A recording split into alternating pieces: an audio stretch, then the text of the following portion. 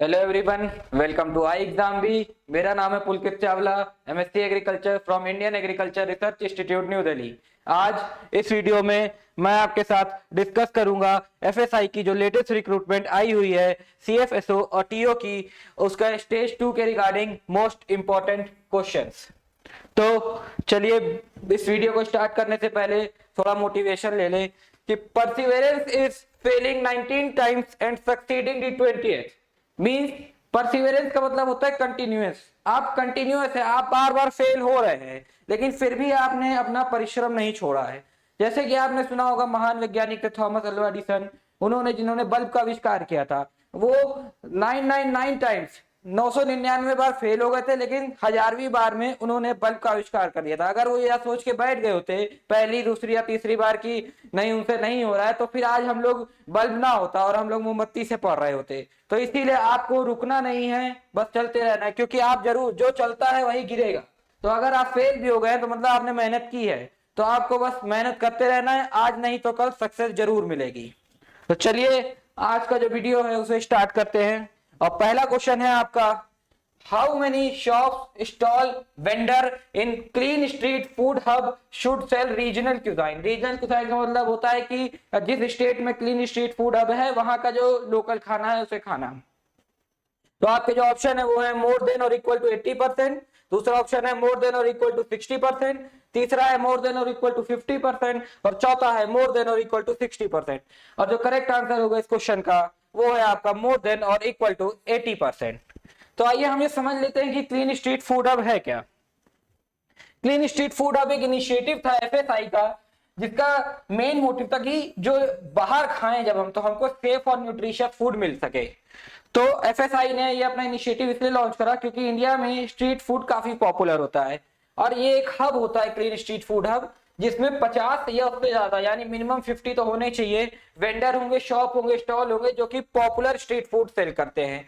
और इसकी एक कंडीशन ये होती है ना कि जो भी जितने भी आपके वेंडर्स होंगे स्ट्रीट फूड हब में, उनमें 80% मिनिमम 80% या उससे ज्यादा को मैंडेटरी है कि वो लोकल या रीजनल क्यूजाइन बेचे। जैसे कि आपको पता होगा कि आपका जो पहला सीएसएफएच था वो आपका कहां बना, कनकरिया लेक में, कनकरिया लेक के किनारे अहमदाबाद डिस्ट्रिक्ट में गुजरात में। तो यहां पे 80% या उससे ज्यादा जो वेंडर या शॉप होंगे उन्हें लोकल फूड गुजरात का जो कि यानी ढोकला या फाफड़ा ये सब वहां पे सेल करना उनके लिए मैंडेटरी है। और ये क्वेश्चन आपका इस बार के स्टेज 1 एग्जाम में सीएफएसओ टीओ में आ चुका है, तो इस पॉइंट को आप काफी ध्यान रखिएगा। चलिए अगला क्वेश्चन जो है आज का वो है, which initiative of FSI is related to prevention of IEM. IEM का मतलब होता है इनबॉर्न एरर ऑफ मेटाबॉलिज्म। तो आपके ऑप्शन है eat right India, safe and nutritious food, diet for life या भोग। तो जो करेक्ट आंसर होगा इस क्वेश्चन का वो है डाइट फॉर लाइफ। तो चलिए आइए हम समझे आखिर इनबॉर्न एरर ऑफ मेटाबॉलिज्म होते क्या है। तो इनबॉर्न एरर ऑफ मेटाबॉलिज्म ये होता है कि जो आपके बर्थ के साथ ही आप में डेवलप हो, मतलब कि आपके जीन में म्यूटेशन हो जाए या ऐसा कोई अल्टरेशन हो जिसके कारण ये जीन जिस भी एंजाइम के प्रोडक्शन में इन्वॉल्व हो वो एंजाइम ऑल्टर्ड हो जाए। अगर एंजाइम ऑल्टर्ड हो जाएगी तो आपको जो प्रोटीन बनेगा इस एंजाइम ये एंजाइम जिस भी प्रोटीन के फॉर्मेशन वाले रिएक्शन को कैटालाइज करेगी वो प्रोटीन कैसा बनेगा, ऑल्टर बनेगा या वो प्रोटीन गलत बन जाएगा। तो इससे फाइनली आपको कोई ना कोई डिफेक्ट देखने को मिल सकता है। ये जनरली चिल्ड्रन में ये इनबॉर्न एरर ऑफ मेटाबॉलिज्म होते हैं। और एफएसआई ने लॉन्च करा था ये इनिशिएटिव कि अवेयरनेस हो हमारे देश के सिटीजन के अंदर अबाउट आईईएम, ताकि आईईएम के अगर उनको सिम्टम इनिशियल स्टेज में दिख जाए बर्थ के बाद तो उसको प्रिवेंट किया जा सके। तो चलिए आज का जो आपका अगला क्वेश्चन है वो है, एज पर भोग initiative of FSI equipments used in the kitchen of place of worship for the preparation of food should be made up of। Option है aluminium, stainless steel of SF304 grade, iron या both A and B. तो जो correct answer होगा इस question का वो है आपका last option both A and B. तो आइए हम समझ लेते हैं कि आखिर ये भोग इनिशिएटिव क्या था। भोग इनिशिएटिव था कि आपने एफएसआई ने इसको लॉन्च करा 2018 में। अब भोग का मतलब क्या होता है आपका, blissful hygienic offering to God means जो आपका प्रसाद मंदिर में बन रहा है या प्लेस ऑफ वर्शिप में बन रहा है वो आपका फूड सेफ्टी के नॉर्म्स को फॉलो करके बनना चाहिए ताकि उसका कोई भी हेल्थ उसका नुकसान हमारी हेल्थ पे ना हो। इसीलिए एफएसआई ने भोग इनिशिएटिव को लॉन्च करा। और यहाँ पे जो प्लेस ऑफ वर्शिप है उसमें जो आपका किचन होगा उसमें जो भी इक्विपमेंट आप यूज करेंगे मैंडेटरी होता है कि वो या तो एल्यूमिनियम के बने हो या फिर स्टेनलेस स्टील के बने हो SS304 ग्रेड के। तो चलिए आज का जो अगला क्वेश्चन है वो है FSI has notified rules and regulation for the organic food in the year. किस ईयर में एफएसआई ने ऑर्गेनिक फूड्स के लिए रूल्स एंड रेगुलेशन को नोटिफाई किया था? ऑप्शन है आपके 2018, 2017, 2019 या 2012। तो जो करेक्ट ऑप्शन होगा इस क्वेश्चन का वो है 2017। 2017 में एफएसआई ने ऑर्गेनिक फूड से रिलेटेड रूल्स एंड रेगुलेशंस को नोटिफाई किया था और 2018 में अल्कोहलिक बेवरेज से रिलेटेड। ये पॉइंट भी आप थोड़ा याद रखिएगा। और आइए समझ लेते हैं कि ये ऑर्गेनिक फूड से रिलेटेड कुछ इंपॉर्टेंट फैक्ट है इंडिया के रिगार्डिंग, वो आप याद रखिएगा कि फर्स्ट स्टेट जिसको फुली ऑर्गेनिक डिक्लेयर किया गया कौन सी है? सिक्किम। और फर्स्ट यूटी यानी यूनियन टेरिटरी जिसको फुली ऑर्गेनिक डिक्लेयर किया गया वो है आपकी लक्षद्वीप। और वर्ल्ड के मैक्सिमम ऑर्गेनिक प्रोड्यूसर इंडिया में पाए जाते हैं। मैक्सिमम ऑर्गेनिक प्रोड्यूसर, ये 3 फैक्ट आप लर्न कर लिएगा, एग्जाम में आ सकते हैं। लास्ट क्वेश्चन में एक बात बताना आपको भूल गया था कि ये जो भोग इनिशिएटिव है इसका जो सर्टिफिकेशन होता है ये आपका 2 साल के लिए वैलिड होता है। वैलिडिटी 2 साल होती है जब से इशू होता है उस दिन से। ये पॉइंट भी याद रखिएगा।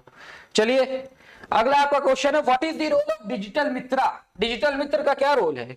To audit the hygiene of FBO outlets, for licensing and registration, conducting training of the food safety supervisor या both B and C।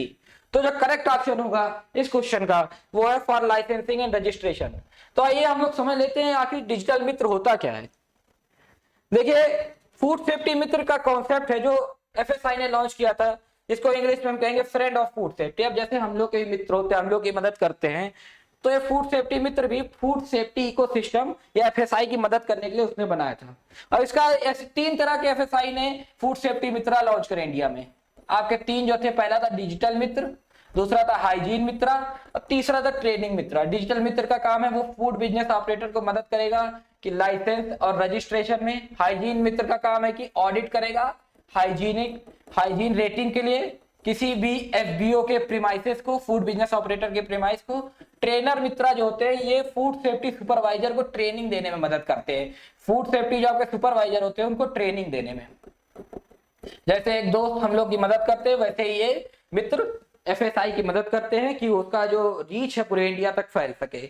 और ये जो फूड सेफ्टी मित्र है इससे एफएसआई ने 2 चीज फुलफिल करी। एक तो हमारे कंट्री का फूड सेफ्टी इकोसिस्टम जो है वो काफी स्ट्रांग हो गया और दूसरा अनएम्प्लॉयमेंट काफी रिडक्शन करने में भी एफएसआई ने अपना योगदान दिया।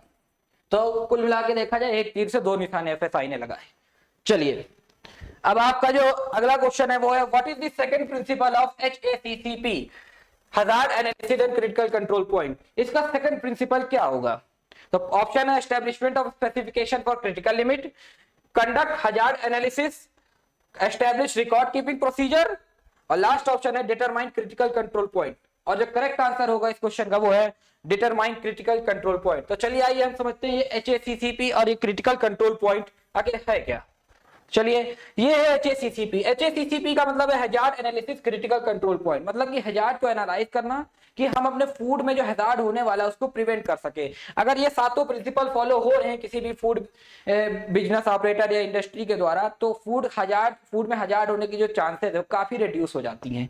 तो पहला स्टेप इसका होता है कंडक्ट हजार्ड एनालिसिस, दूसरा होता है identification of critical control point. Critical control point आके वो पॉइंट्स होते हैं जहां पे अगर आपने प्रिवेंशन मेजर अप्लाई कर दिए तो फूड में हजार्ड होने की चांसेस बहुत हद तक रिड्यूस हो जाती हैं और कई बार ऐसा होता है कि होगा ही नहीं हजार्ड और बहुत ज्यादा रिड्यूस होती है चांसेस हजार्ड के अकरेंस की। तीसरा होता है आपका एस्टैब्लिश क्रिटिकल लिमिट, चौथा होता है एस्टैब्लिश मॉनिटरिंग प्रोसीजर, पांचवा एस्टैब्लिश करेक्टिव एक्शन, छठा एस्टैब्लिश रिकॉर्ड कीपिंग प्रोसीजर और सातवां एस्टैब्लिश वेरिफिकेशन प्रोसीजर। मतलब ये 6 स्टेप जितने हुए हैं उनको वेरीफाई करने के लिए 7वां स्टेप होता है।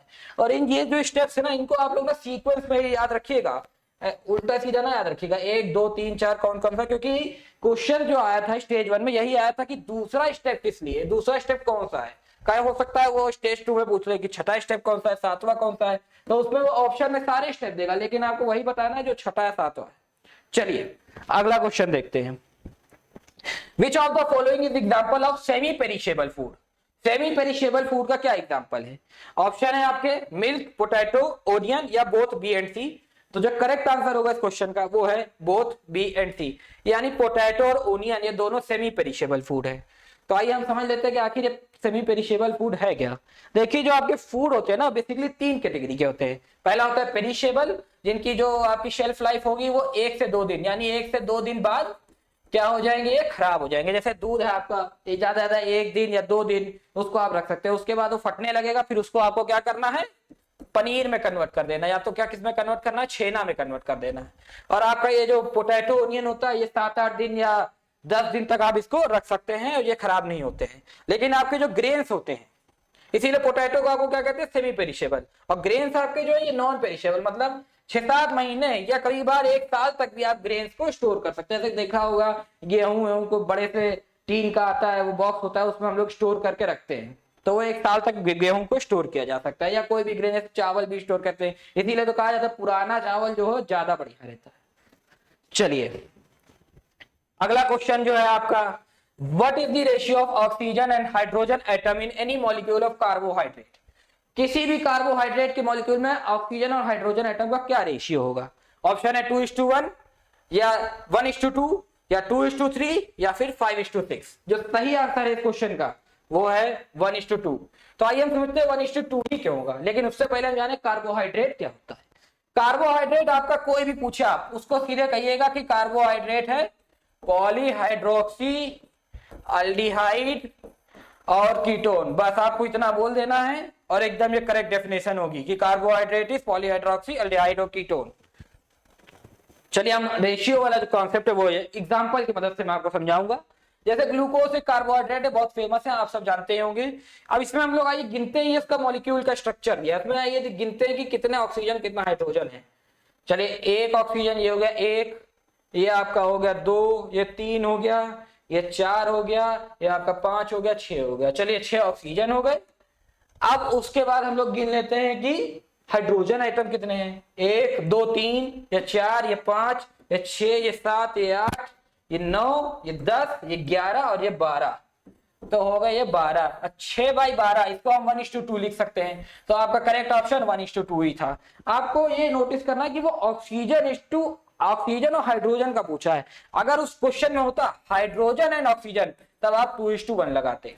आप किसी भी कार्बोहाइड्रेट में इसको वेरीफाई कर सकते हैं, चाहे आप सुक्रोज को एग्जांपल ले लीजिए या फ्रक्टोज या कोई भी, आप ये वेरीफाई कर सकते हैं कि रेशियो जो रहेगा ना वो हमेशा ऑक्सीजन और हाइड्रोजन का 1:2 ही रहेगा।